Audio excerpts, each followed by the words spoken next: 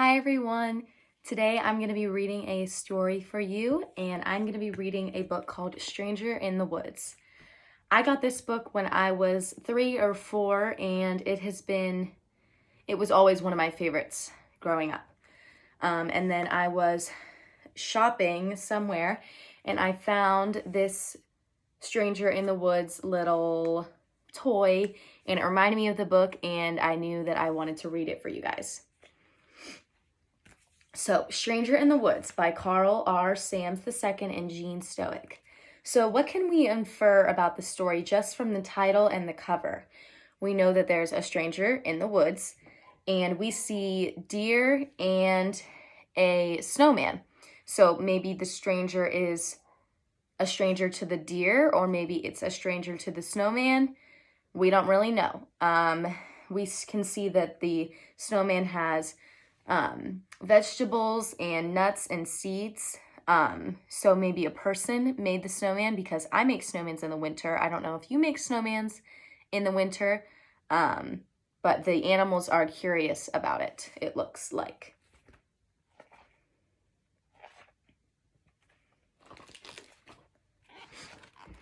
The snowflakes were resting after their twisting, twirling dance through the crisp night air.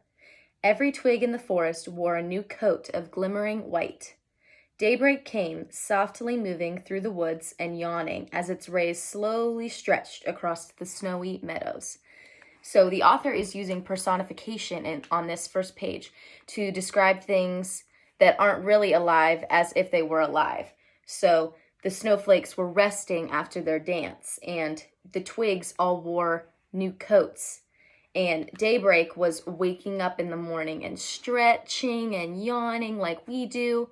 So those things aren't really doing those things, but that's how the author is describing. It's almost as if we can close our eyes and see what the animals see, because it's so descriptive.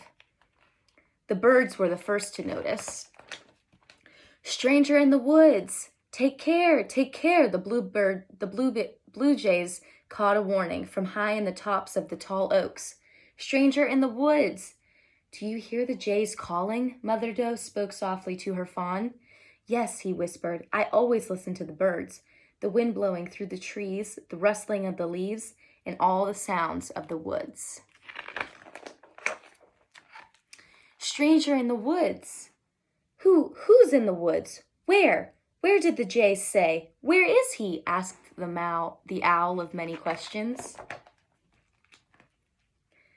Coo, coo, could that be him? Asked the mourning dove. There, beyond the old apple tree. Follow the snow trail past the pond to where the meadow begins. Not far at all. Who's in the woods? Where is he? Here. When did the stranger come? Asked the owl of many questions. I've been here since early morning, before the first pale light on the eastern sky, said the munching muskrat. No stranger came this way. No one passed by my pond. I followed the snow trail under the light of the winter moon, answered the buck. He was not there during the night, that I am sure. So, do you have any guesses about what the stranger might be? So we have a couple hints. It arrives after a snowstorm. It wasn't there at night.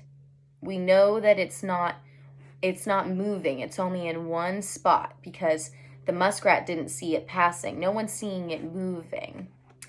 I can think of a few things that's kind of like a riddle, like what doesn't move, what shows up after a snowstorm.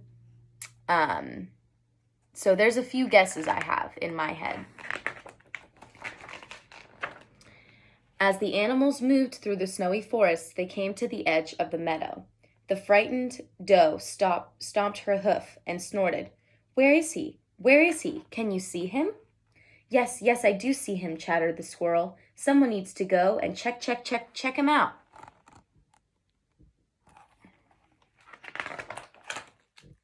Who will go? Who will go see? Asked the owl of many questions.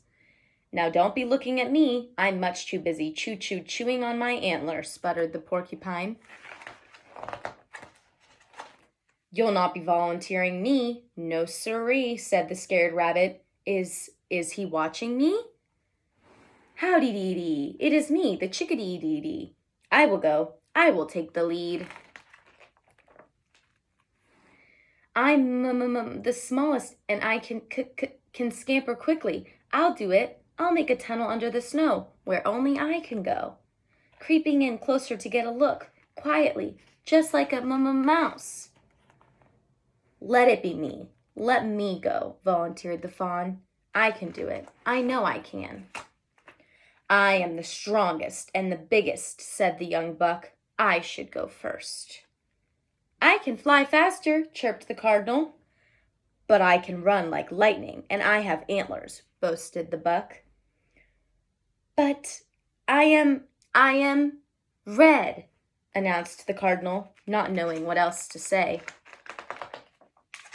So on this page, we see the buck and the cardinal, and they are looking at what this stranger is. What are you waiting for? I'm there already, Dee Dee exclaimed the chickadee-dee. Gee, said the chickadee-dee. There are nuts and seeds on this hat for you and me. This stranger is friendly. Come see, come see. There's plenty. So you can see the seeds in the hat.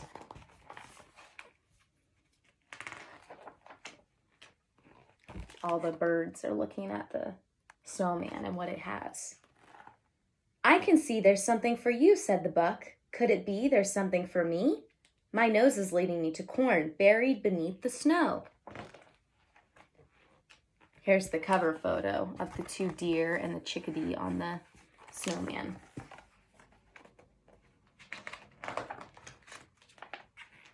I found a treat that I can eat, said the young doe as she reached out to the stranger. Wow, a carrot. Do I have to share it? What is this? Questioned the fawn as he passed a curious object in the snow. Could it be there's more than one stranger in the woods? What is that? I have something like that, and I think you do too, that we use in the wintertime to keep warm. I think that it looks like a little boy or a little girl's glove, maybe the maker of the snowman. After the corn was gone, the animals left by the snow trail one by one and disappeared into the winter woods.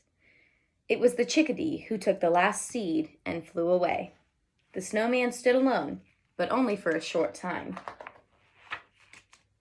They have eaten everything, even the carrot nose, whispered the little sister, peeking out from behind the evergreens. Let's put out more seeds and corn before they come back, encouraged the brother. The animals will never know we were here. How long will we feed them? She asked. For a long, long time, he replied. After the snow has gone and the snowman has melted away, until the frogs start to sing and the trees grow new leaves. I think they like the carrots the best. The end. I love that this end has the carrots. That's so cute. So, we see that it was a little boy and a little girl that built this snowman, and that was the stranger for the animals. But maybe the animals were a stranger in the woods to the snowman, and the little boy and the little girl were also a stranger that was in the woods to both the snowman and the animal. So maybe this time when you're building a snowman this winter, maybe you can go to the park, build one in the woods, and see if some animals are curious of your stranger. Thanks for listening. Bye.